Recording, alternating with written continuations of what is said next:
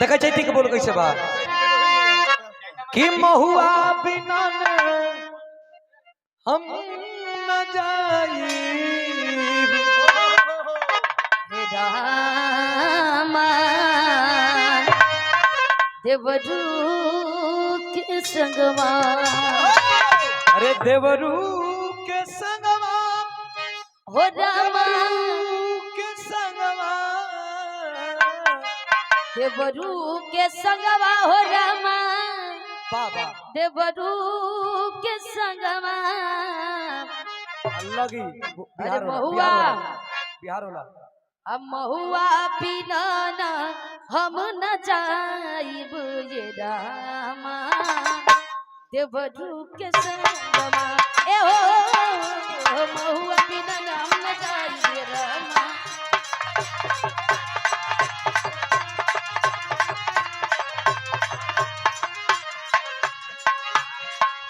देवरू के संगवा ये रामा देवरू के संगवा।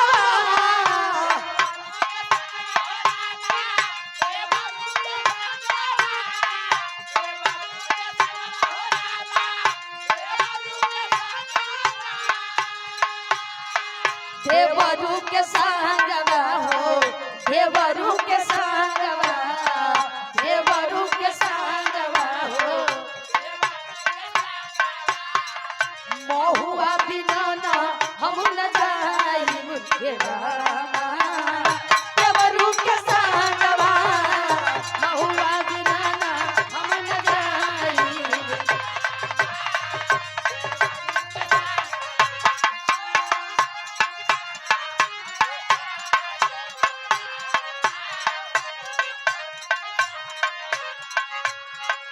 एक हाथे देवारा महुआ उठावे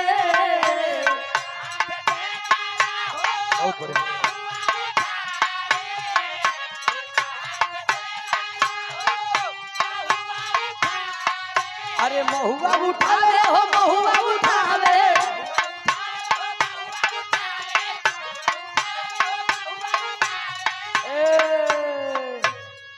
अरे दूजा हाथे अरे दूजा हाथे धरला जो बनवा हे रामा।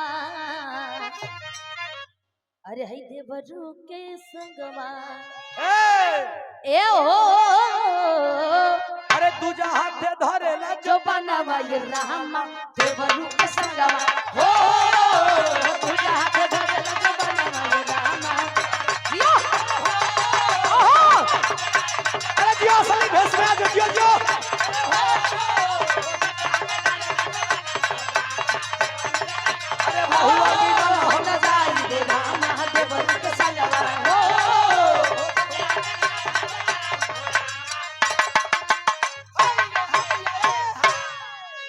बहुत की चैता है ये रवीना बहुत की चैता है जितना ढोलक उसको गा करके आप बंद करेंगे। ठीक हम तो जो होते हैं तो पगला ही ले। हाँ लेकिन रवीना रवीना जी के गाते हैं। चैता में जैसे ढोलक दिख रहा है वैसे आपको दिखना चाहिए दिखना मंच पर। चाहिए। अब समापन होने जा रहा है कार्यक्रम का। अरे देवरू के संगवा हो रामा देवरू के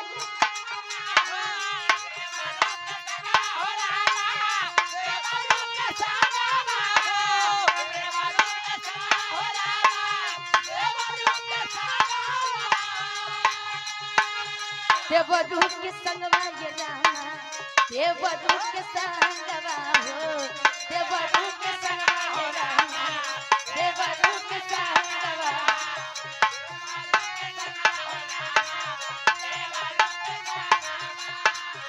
देवरू के संगवा ये रामा देवरू के संगवा हो।